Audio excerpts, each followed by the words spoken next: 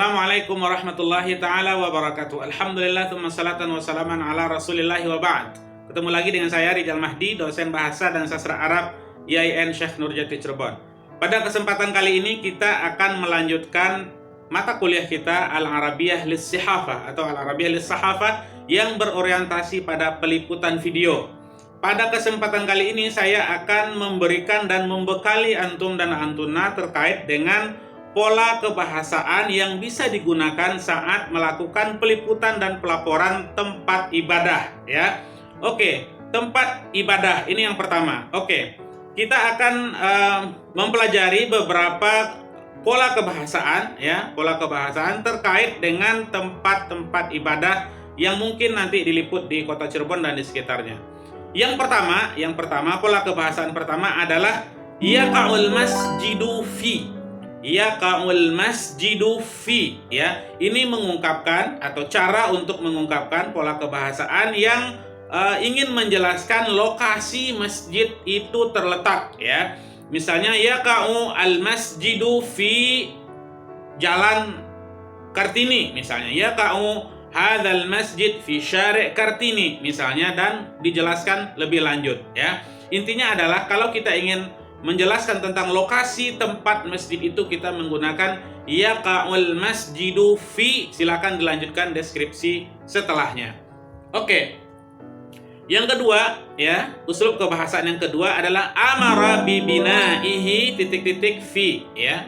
Karena masjid itu, ya, kalau di negara Arab banyak masjid itu diperintahkan pembangunannya oleh raja, ya. Tapi berbeda dengan yang ada di Indonesia, ya. Kalau di Arab banyak instruksi dari pemerintah. Amara bibinaihi al-Malik Salman fi syahr Agustus misalnya, ya. Ini cara mengungkapkan, ya, kalau kita ingin menginformasikan kepada pemirsa kita tentang masjid ini dibangun oleh inisiatif siapa, begitu, ya. Amara bibinaihi siapa, begitu, kemudian pada tahun berapa. Oke. Yang berikutnya adalah yastaghriqu bina'uhu, ya, yastaghriqu bina'uhu ya. Ini ingin menjelaskan kepada kita, ya, cara untuk waktu yang dihabiskan dalam pembangunan masjid ini, ya. Ini masa pembangunan masjid ini memakan waktu 2 tahun atau selama 2 tahun misalnya.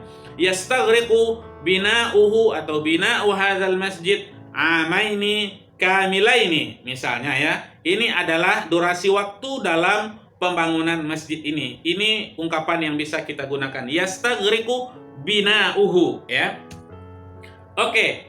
Ada lagi ungkapan uftutihal masjidu min am, ya. Ini ungkapan atau cara kalau kita ingin menjelaskan bahwa masjid itu diresmikan pada tahun berapa, ya. Biasanya masjid itu, masjid bersejarah misalnya, diresmikan oleh misalnya gubernur siapa atau presiden siapa, begitu, ya. Uftutihal masjidu min bulan berapa, kemudian disebutkan pada tahun berapa, ya. Uftutiha masjid at-taqwa min syahr Agustus am 2005 misalnya, seperti itu, ya. Ini adalah pola kebahasaan yang bisa digunakan untuk menjelaskan kapan masjid itu diresmikan. Uftutihal masjidu min kada wa kada, dan pada tahun berapa, begitu, ya. Oke. Yang berikutnya adalah huwa min akbaril masajid fi, ya. Ini di antara ungkapan yang menyebutkan tentang keistimewaan satu masjid, ya. Ungkapannya adalah huwa min akbaril masajid fi. Ini adalah masjid yang terbesar, ya, di antara masjid terbesar yang ada di Kuningan misalnya. Huwa min akbaril masajid fi, ya. Aturannya adalah kalau seandainya isim tafdil dan ada kata atau isim setelahnya, ada 2 kemungkinan, ya. Yang pertama, isim itu berbentuk jamak. Kalau dia jamak, dia harus pakai alif lam, ya. Misalnya seperti ini, huwa min akbaril masajid, ya, min akbari al masajid.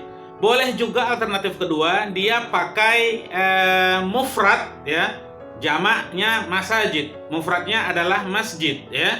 Tapi kalau seandainya dia mufrad, dia tidak boleh pakai alif lam, ya. huwa min akbaril masajid atau huwa min akbari masjidin fi Kuningan. Itu ya.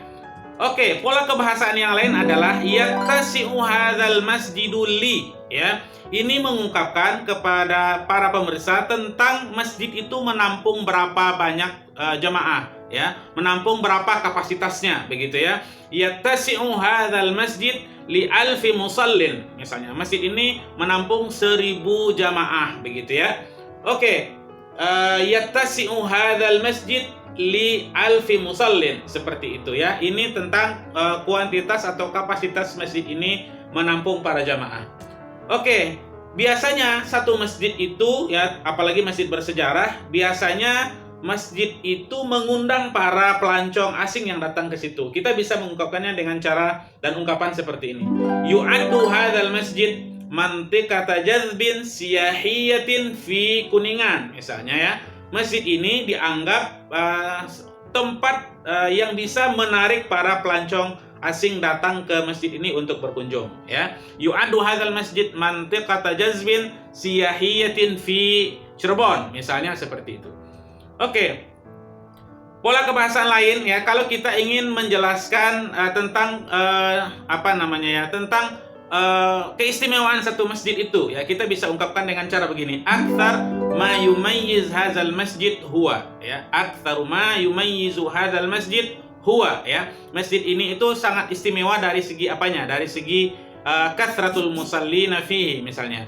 Aktsar ma yumayyizu hadzal masjid huwa kathratu al musallina fihi, begitu ya. Oke. Demikian pola kebahasaan yang bisa kita pelajari dan kita bekali antum dan antuna. Tentunya ini masih banyak ya, tergantung dengan redaksi dan teks skrip yang antum dan antuna buat. Insya Allah kedepannya kita akan tambahkan lagi pola-pola kebahasaan yang bisa digunakan dalam peliputan masjid. Tentunya nanti setelah masjid, nanti kita akan bahas juga tentang peliputan tempat bersejarah, kemudian destinasi wisata dan sosial kemasyarakatan, yang semuanya itu berorientasi pada peliputan video tentang tempat bersejarah dan tempat-tempat yang lainnya yang ada di kota Cirebon. Dengan begini, kita akan bisa memberikan informasi yang sangat utuh ya kepada pemirsa Arab atau orang yang belajar bahasa Arab ya, yang ingin tahu tentang Cirebon dan ke-Cirebonan. Demikian aku qouli hadza wa astaghfirullah li wa lakum lisairil muslimina min kulli dzamb. Semoga bermanfaat, fi amanillah.